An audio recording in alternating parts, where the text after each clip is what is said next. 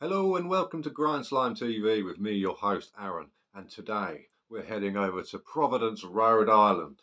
Oh yes, over there in New York, Lovecraft country, son. That's how we do things. And today we're talking about the underappreciated Headrot. Oh yeah, look at that bad boy, that Keith Ellenwood artwork. Oh yes, it's got that nice matte satin finish to it, not shiny or nothing, like it's been Xeroxed or something. Look at that on the back too. Oh yeah, oh he's had better days. Bless him. Extremely Rotten Productions put this out in 2022. It's a compilation of both their demos. It's got I Gulp Your Guts from 91 and The Agonising Sufferance of Dismemberment from 92. Oh yes. The band split up in 95, but they did get back together again in 2011 and have been together since. Now, this is a double LP. None of that gatefold action, unfortunately, because you know how old Aaron likes that gatefold action, but never mind, you can't have it all. Look at that.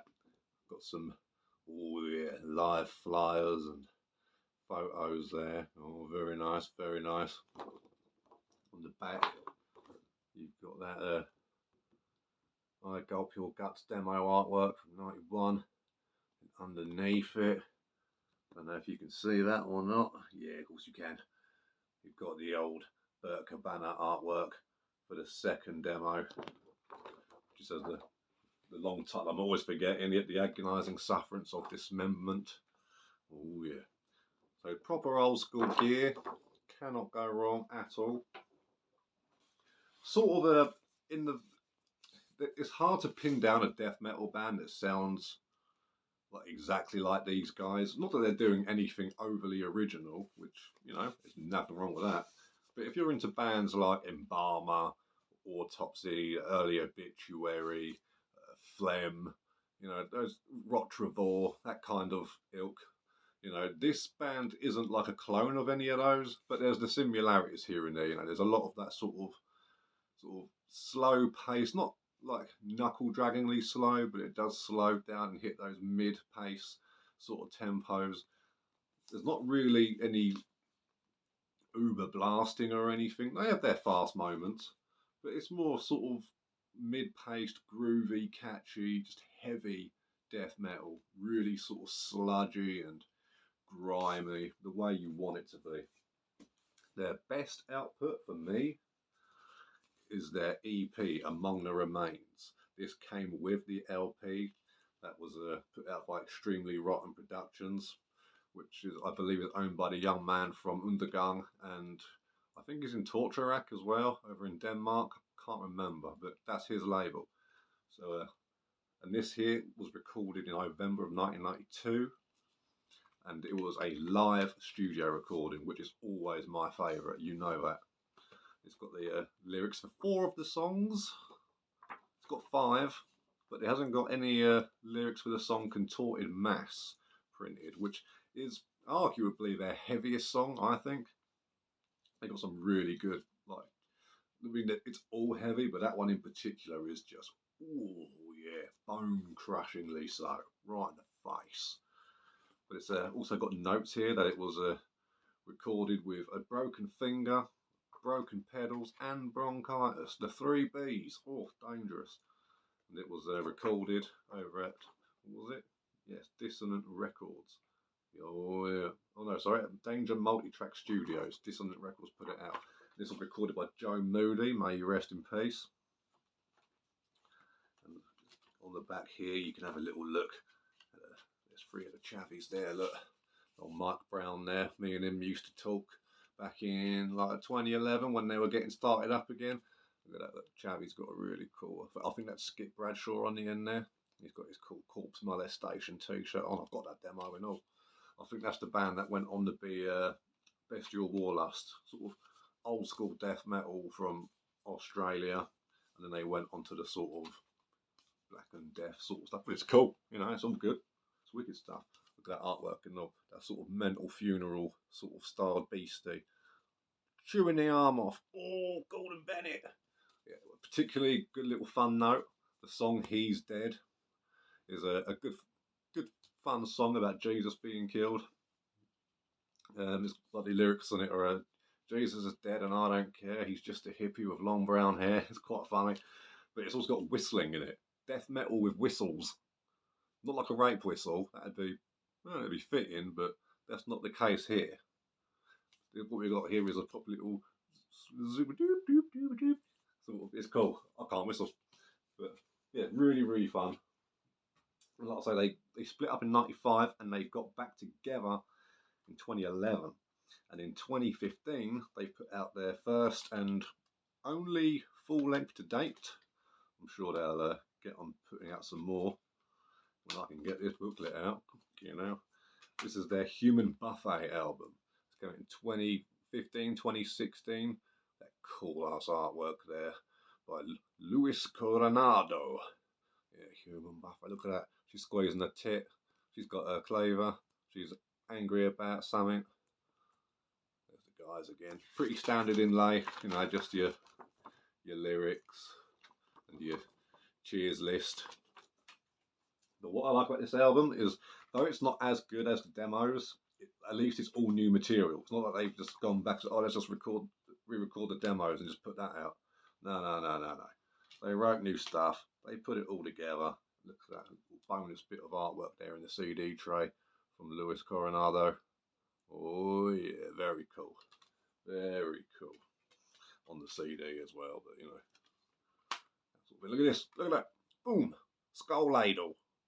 Again, Lord Byron was missing a trick. Don't drink out the skull, it gets everywhere. Use the skull to pour it. See? But Lord Byron was clearly an idiot.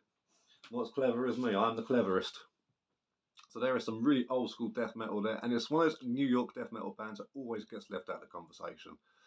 And, you know, whenever someone gets onto that sort of topic, it's always the usual bands, and, you know, quite rightly, they've earned their place, 100%, of course they have. They're titans of the industry.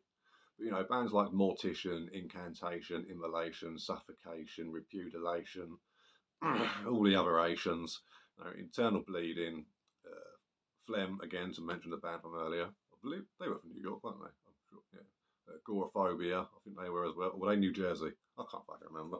But it's always those sort of bands that get, you know, mentioned, but no one ever brings up Headrot, which is a shame, because you know, I think they really have got a really cool sound. You know, this is nice and heavy and groovy. It's catchy. It's a really fun album. It's just, it's not as good as the demo material. Not by production or songwriting, in my opinion. But it's a cool record put out by Casket is it Casket Records, I think they're called? Casket Music. That's right, yeah. And this was also recorded at the Danger Multitrack Studios, same as the Among the Ruins EP. So very cool, very cool. And yeah, so if you're into like those bands as mentioned earlier, or this has that sort of simple death metal feel to it, you know. It's all power chords and tremolo riffs, you know. So if you're into bands like the simplicity of bands like Incision or 6 Feet Under, again, it doesn't sound like those bands, but it has that nice simple formula, you know. It's got a sort of punk rock ethic DIY kind of feel to it. Really cool stuff. I believe Skip Bradshaw and the drummer and Mike Brown, the guitarist, are the only original members left in the band, but the other guys, they bring the noise just as well, you know. And the singer, whose name escapes me, is, I think he's just as good as the original vocalist. But all round, really cool releases. That's everything that they've got out in like so far. I mean, this was put out in 2010, I believe, on CD. I used to have it, but I had to sell it due to various reasons, which we won't get into. You know, it was a darker chapter, but I lost like 200 CDs, and the results were not the best. We'll get into that another time, though. Don't worry, it's nothing dodgy. It's just is what it is. But that was called Gulping the Remains, and as you can imagine, it was basically this, but had different artwork. It was really cool. That's when I first got into Headrot, was back then, and then of course I think the release of that and perhaps the popularity is what got Headrot to come back altogether, maybe. But like I say, they're still going strong, playing their shows. I mean, they've played with some absolute bangers here. I mean, look at all these bands they've played with. Impetigo, Repulsion, Deceased. Oh, Phlegm, there you go. Rotrival, Incantation, Embalmer, Vital Remains, Mortal Decay. I mean, who else we got over there? Internal Bleeding, Desolate, Deteriorate. There's Engorged, Crucifier, Immolation again down here, Disrupt. We mentioned them the other day. Brutal Truth, Phlegm again. They love Phlegm. Goraphobia. Just yeah. Oof. They've shared with the greats. They've earned their stripes for sure. And there's about time more people started getting into them, because I'm sick of having to introduce them to people. People should just know it. It should just be up there with the bands that they know. All the classics. So, Headrot cannot go wrong. This is everything they've ever done. I feel pretty cool about owning all of that. It's not a lot there, obviously, but I'm not a completionist or anything, but I just so happen to have all the Headrot here, which is fantastic. So, thank you for joining me again today. Get on the old Headrot. It's got to be done. Keep it metal, keep it underground, and always keep it extreme. Bye.